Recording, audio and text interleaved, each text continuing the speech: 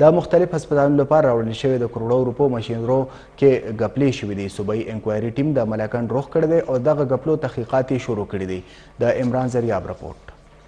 اسی خو د خیبر پختونخوا حکومت صوبه کې د صحت سہولیات ورکولو لپاره خپل هلي ځلي کوي او د صوبې لوی او وړوکي هسپتال ته هر رنګه سہولیات ورکوي. خو ولې ملکنډ ضلع کې په کال 2014 او 15 کې د تحصیل هډ کوارټر هسپتال درګای کیټیګریډي هسپتال تاڼه توتکان او اګرې لپاره د 14 کروڑو او 80 لک روپو په لګښت د ضروري سازو سامانو خریداري شوی و چې پکې ایکس ری پلانټ، د لیبارټري، ډینټل اپریشن تھیټر، ایمرجنسي لیبر روم، ای سی جی او بلډ بینک لپاره ماشينونه شامل دي. په کوم چې د ملکنډ پبلک اکاؤنٹ کمیټې چیرمن اجي پیدا محمد او د ضلع کونسل نورو غړو نه صرف اعتراضات کړي وو بلکې د کرپشن متعلق ثبوتونه هم وړاندې کړي وو. په کوم چې محکمه صحت صوبایي چارواکو تحقیقاتي ټیم ملکنډ ته راولېږو، کوم کې چې پوهان انجینران هم شامل دي. دغه سازو سامانو انکوایري شروع کړې ده خو ولې زیاتره ماشینای وس هم په استعمال کې نه دي. کوم چې ځان له سوالونه راپورته کوي. په کیټیګریډي هسپتال تاڼه کې د بلډ بینک لپاره ماشینري هم په کاټن کې موجود ده خو په هسپتال کې بلډ بینک نشته او دغه قیمتي ماشینري په کاټن کې د ضایع کېدو یره ده. زمون خو دغه فرض چې مونږه انجینر راوخته پیښور نه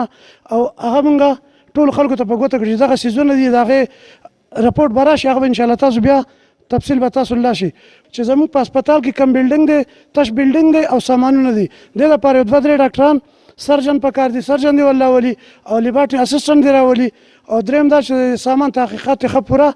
نه په خپلو کې موږ ته د دې شیزونو ضرورت نه و په کار ده چې ډي ایچ او افیس یا صوبایي حکومت دا کم سامان اخیستونو چې زموږ نه ډیمانډ کړی وي کنه چې تاسو ته څه ضرورت دی نو د 50 لک او د 55 لک روپو ماشینان دوی موږ لا اخیستي دي بډبو کې بن پراته دي او په هسپتال کې خرینچي نشته په هسپتال کې معالج نشته په هسپتال کې دوايي نشته په هسپتال کې سرین نشته نو دوی چې دا څومره سودا کړي دا تو د خپل کمیشن د پاره کړي دا دلته بلډ بینک دی دا غي ماشینري راغلي د تاسو ولې د پکاټونو کې پرته ده خاندانی منصوبه بندي والا پاپولیشن والا له کرایه ورکړي هغه کرایي دې ځان لالي او زمونږ د دانې د هسپتال بلډ بینک تاسو وکړو کنه هغه ورکړي د پاپولیشن والا له پکار دا چې پوری ته وردا خالی کی او د کې بلډ بینک سامان راغلي دي خرابيږي چې بلډ بینک چالو کی بل لخته د انکوایري ریپورت وروسته په کرپشن کې د ککړو الکرانو په ضد کاروایی کولی شي د کوم لپاره چې د خطرې غنټي بجاو شوې ده خدا هم یو لوی حقیقت ته چې کوم دارنګ کرپشن کوي نو لاسونه یې ډېر اوږدوي او د خپل صفای لپاره خپل کردار ادا کولی شي.